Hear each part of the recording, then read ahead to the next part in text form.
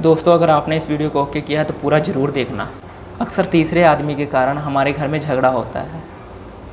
कोई ना कोई ऐसी बात होती है जो तीसरा आदमी बोल जाता है, शब्दों का असर पड़ता है जो दिल की धरती पे कहीं ना कहीं उपजाऊ होता है, जिस कारण दूरियां बढ़ने लगती हैं। कई बार तो रिश्ते भी टूट जाते हैं। इस बात को हम आपको एक स्टोरी के माध्यम से समझाने जा रहे हैं। एक बार दो दोस्त थे, अच्छी मित्रता थी उनकी। छोटे थे तभी से। बड़े होने के बाद एक राजा के घर में जन्मा था, एक मंत्री के घर में, जिस कारण एक मंत्री बन गया और एक राजा बन गया। मंत्री होने के कारण वो राजा का अच्छा सलाहकारी भी था। एक दिन मंत्री ने अपनी बेटी का विवाह समागम रखा।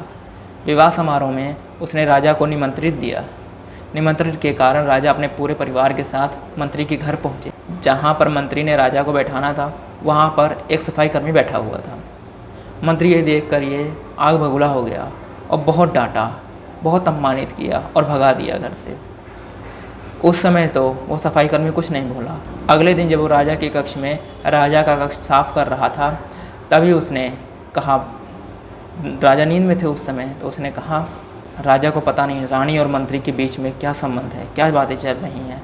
राजा तो बुद्धू है, ऐसा कहने लगा। राजा अभी आधी अधूरी नींद में था। राजा उठ के बैठ गया, कह रहा, क्या कह रहे हो तुम, क्या बड़बड़ा रहे हो। तो कहता है, माफ़ कीजिए, मुझे क्षमा दीजिए, मैं रात को सोया नहीं हूँ, जिस कारण मेरी बड़बड़ाने की आदत पड़ी है। इस समय मैं सो जाऊँगा, मेरी आदत सही हो जाएगी। अक्सर मेरे साथ ऐसा होता है। वो सफाई कर्मी ये बात कहकर चला गया और मन ही मन मुस्कुरा रहा था और खुश हो रहा था कि मैंने तो अपना बदला ले लिया, अब राजा जाने और मंत्री जाने। ये कहकर वो वहाँ से चला गया अपने मन में। राजा कहने लगा, नहीं ऐसा नहीं हो सकता, ये तो सफाई कर्मी है, पागल है। फिर भी कहीं ना कहीं ये बात उनके मन में चुभने लगी और वो बात बढ़ते बढ़ते बढ़ने लगी। अक्सर वो उस मंत्री का अपमान किया करते थे बात बात में। एक दिन द्वारपालों से राजा ने कहा, मंत्री को महल में घुसने नहीं देना, आज के बाद बंद कर दो उनका आना जाना। ऐसा किया जाता है, मंत्री का आना जाना बंद हो जाता है। मंत्री सोचने लगते हैं, हमारी इतनी अच्छी मित्रता थी, बचपन से एक साथ थे, आखिर क्या हुआ। तो उनके दिमाग में बात आती है कि ज़रूर कहीं ना कहीं सफाई कर्मी ने ऐसा किया है। यही ये बात है जो तीसरा आदमी उपजाऊ कर जाता है। दोनों की अच्छी दोस्ती के कारण बिखर जाती है। इतने अच्छे दोस्त सलाहकारी थे मंत्री राजा के, फिर भी दूरी पैदा हो जाती है। फिर अपने बुद्धि से और दिमाग के बदौलत मंत्री ने एक स्कीम अपनाई और उन्होंने सफाई कर्मी को घर पे बुलाया, भोजन के लिए निमंत्रित किया। भोजन करने आए, साथ में बैठाकर भोजन कराया, उन्हें दान किए, कपड़े दान किए। कहते, ये आपके लिए, और मुझे क्षमा करना जो मैंने उस दिन आपकी इतनी बदनामी की, इतनी बेइज्जती की। ये कहने लगे। तब मन ही मन सफाई कर्मी अपने आप को कहने लगा, मैं शायद गलत था कहीं पर, मंत्री तो बहुत अच्छा आदमी है। ऐसा कहकर वो जाने लगा।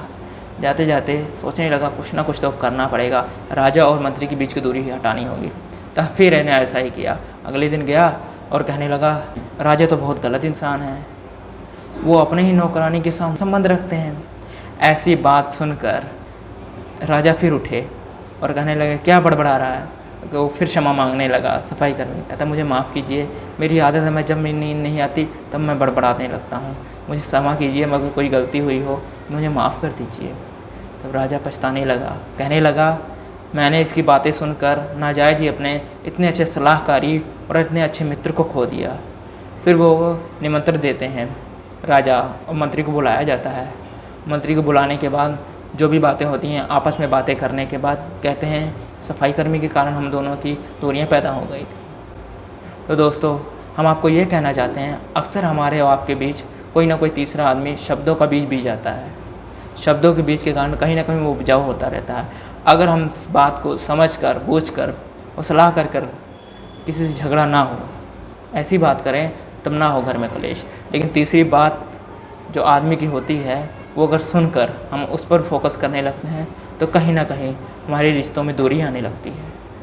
अगर आपको ये मेरी वीडियो अच्छी लगी हो तो वीडियो को लाइक और चैनल को सब्सक्राइब कर देना।